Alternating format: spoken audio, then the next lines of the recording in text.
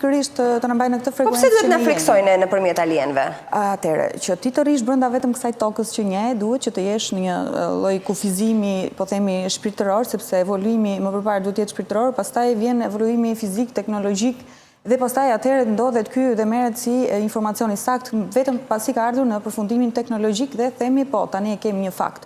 Por sigurisht duhet të jetë kaq procesi ngadalë, sepse ndryshe merr fund bota, sepse po ta japim menjëherë gjithçka, atëherë s'ka më evolucion.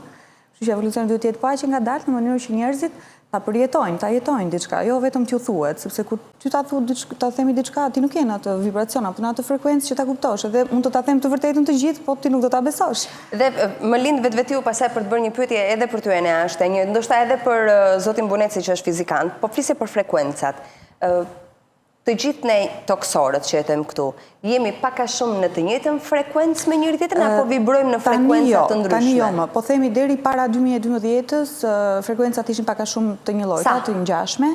Dhe po marrim disa individ, po themi Da Vinci, apo disa individ që ishin në frekuenca shumë të larta dhe në çdo kohë ka një frekuencë më të lartë, një person ka një frekuencë më të lartë. Sa e kemi aktualisht? Që këto më pas bëhen dhe entitete, po themi Jezu Krishti, po themi Muhamedi.